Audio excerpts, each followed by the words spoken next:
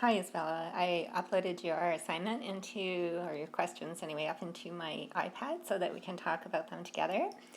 So if we're trying to find p of x and it's f of g of x, then what we're going to do is take g of x, this function here, and we're going to replace x with it in the other function. So what it should look like here is p of x equals 2x plus 1 all squared minus 1, like that, okay? And then when you take 2x plus 1 and you square it, you're multiplying it by itself. So let's just do it up here. 2x plus 1 times 2x plus 1. And so you're going to do the distributive property, or the FOIL, you might have called it in school. So 2x times 2x is 4x squared. 2x times 1 is 2x. Then start with the second term. 1 times 2x, 1 times 1, so we have plus 2x. 2x plus 1. And then these guys can add up to 4x, okay? So what we're going to end up with down here for p of x in our simplified form, expanded form, is 4x squared minus 4x, plus 4x, sorry, that's a plus, and minus plus 1. And then we had the minus 1 on the end that we still haven't included yet. So when we add those all up, we have 4x squared plus 4x, and then 1 minus 1 makes 0. So that's what you should have there, okay? So if we're doing q of x, then it's the other way around. It's g of f of x. And so we're going to start with the g function, which is 2x plus 1. And we're going to put the f function in place of the x there. So we have 2 times x squared minus 1, plus 1.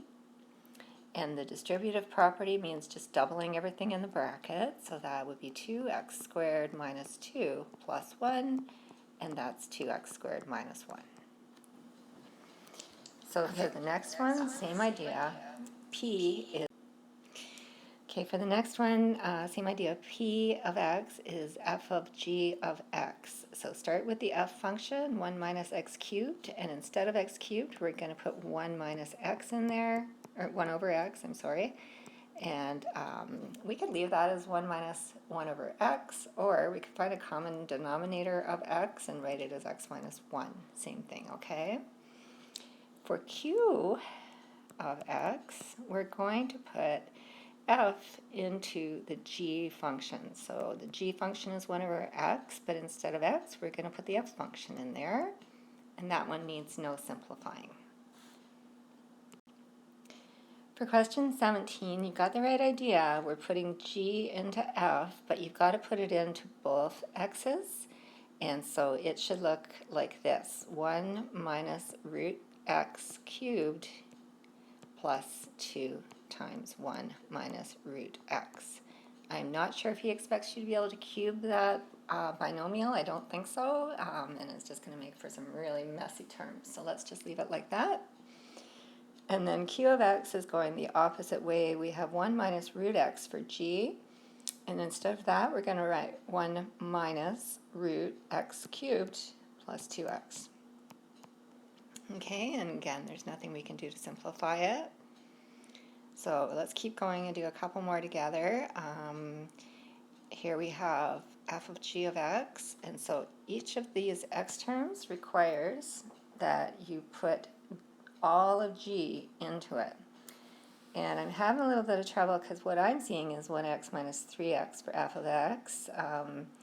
That doesn't make sense because it would have been simplified to minus 2x, I think. So I'm not sure what happened there. Maybe you could send me that one and clarify it, okay? Okay, last one for 19. We're going to put g into f of x, and so we're going to get x plus 2, where the x was, and then we're going to have 1 over x plus 2, where the 1 over x was, okay?